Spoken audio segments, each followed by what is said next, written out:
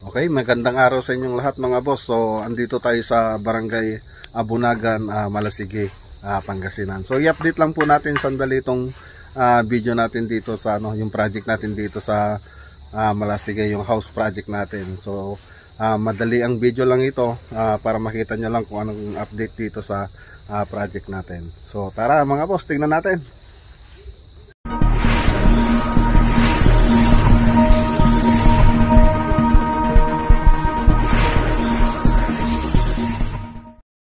Okay, so ditong banda mga boss, makikita nyo rito, nakikita na yung forma niya. So ipapakita ko yung 3D model.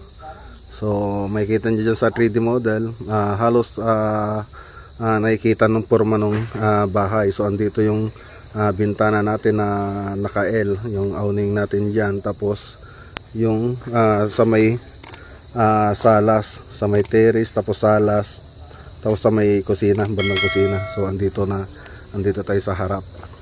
So punta natin mga boss. So nakapag forma na rin sila sa loob.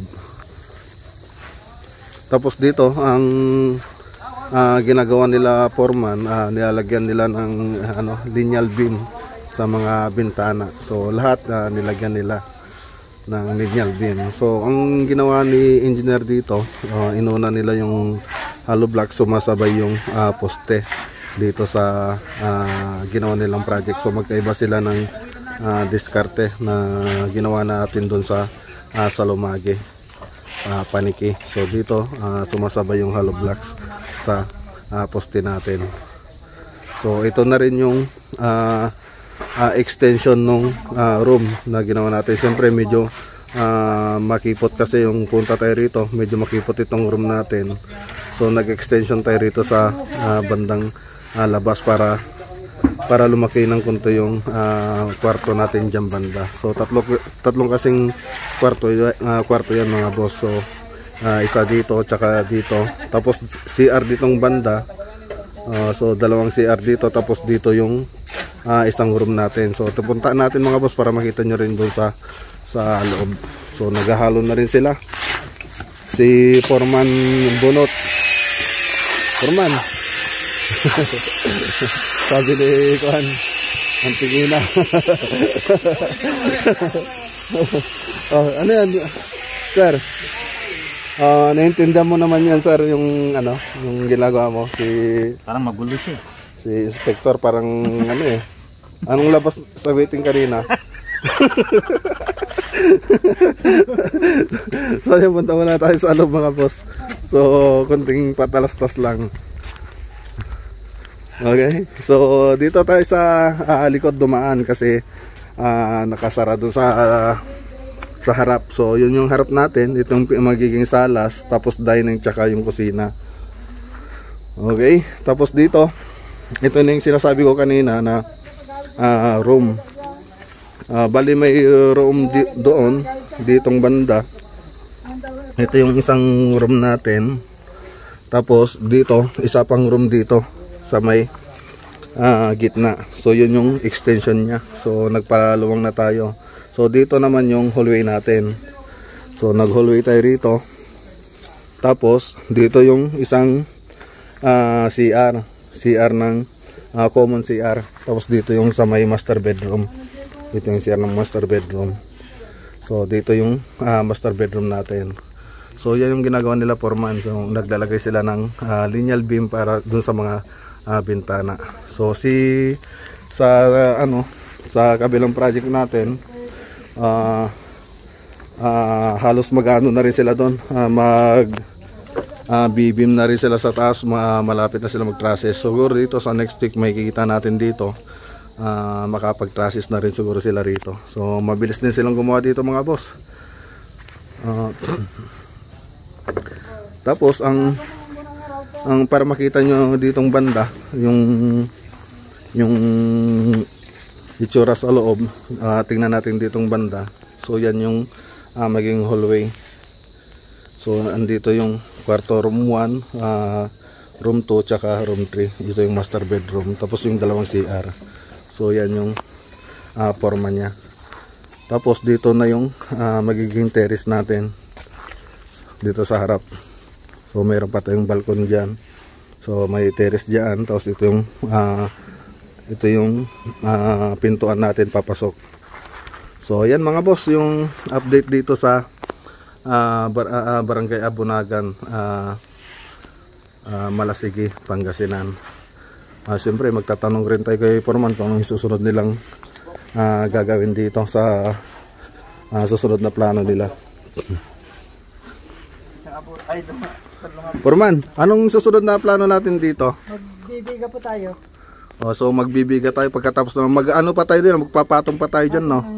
Apat, tapos biga na po. Bali 4 pa doon na hollow blocks yung ipapatong natin dyan, tapos pwede na tayo magbiga. Lagyan na dyan, kasi mas magaga yung bubong dyan. Dito, biga na dito, no? Biga na dyan. So magbibim na tayo rito mga boss. So okay na pala yan. So dito, pag nilagyan na ng beam yan, pwede na rin na magfabricate ng mga trusses. So nag-order na rin tayo ng na para sa trusses natin. Sa Lunes po, pwede na pong mag-order ng bakal. Yung trusses po. Sa Lunes daw mga boss. So si Foreman kasi yung humawak dito. Siya yung inilagay ni Engineer Garlitos. So hindi kami nakapag-abot ni Engineer kanina. So papunta pa lang ako, siya pauwi na. So nagsalubong kami sa daan. So hindi rin natin nadatnan dito si Engineer. So lagi naman siyang pumupunta rito sa site para bisitahin itong project natin dito. Okay, so dito tayo sa side para makita ninyo yung dito sa side yung itsura niya. So ito yung side natin. Okay, nasa side tayo mga boss. Tapos ito yung likod ng bahay.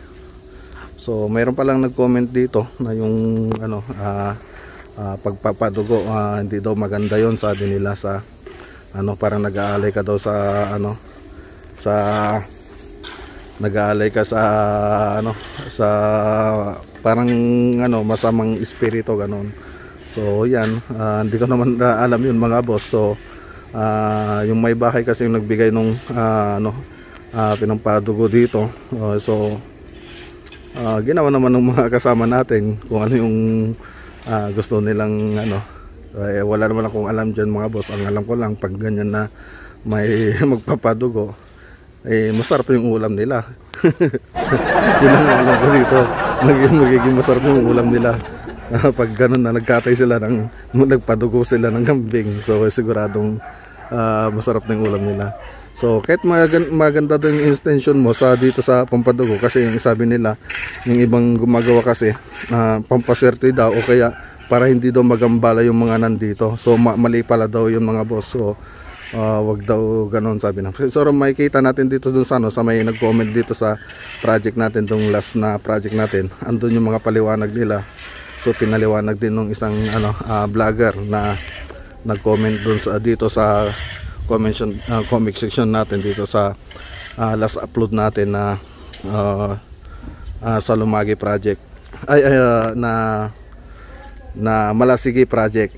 So makikita nyo doon sa nag-comment doon. So may pinaliwanag siya doon. So maganda naman yung pagkakapaliwanag niya. So paki-check yun na lang po kung para malaman nyo rin kung anong ibig sabihin niya itong sinabi nila dito sa pagpadugo. So basta ako ang ko lang dito, titingnan ko lang itong bahay kasi sa ngayon hindi pa ako pwedeng gumalaw dito. Hinayaan ko pa lang si engineer na dumiskarte dito sa structural. So sa pag natapos ito, siguro pag pwede ng finishing, kami na yung susunod na gagawa dyan, magkikisame na kami. So doon sa kisame, kami yung susunod na sasabak dito sa project natin. Okay, so puntahan uli natin dito sa harap para makita ninyo yung ibang view niya.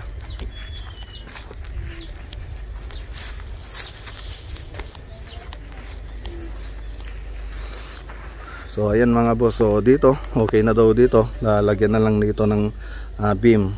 Lalagyan na lang ng beam yan, tapos pwede na silang maglagay ng trusses. So magpapabricate na sila sa susunod na week. So sa Lunes darating na yata yung ano, yung trusses natin. Tapos papabrikit na rin sila. Okay, so sa ngayon yan muna yung pwede nating ipakita dito sa Barangay Abunagan, Malasigi, Pangasinan. Okay mga boss, so yan muna yung pwede nating ipakita dito sa project natin. So sa mga hindi pa nakapag-subscribe dyan, subscribe na kayo mga boss. Malaking tulong po yan sa katulad natin na nagsisimula pa lang sa YouTube.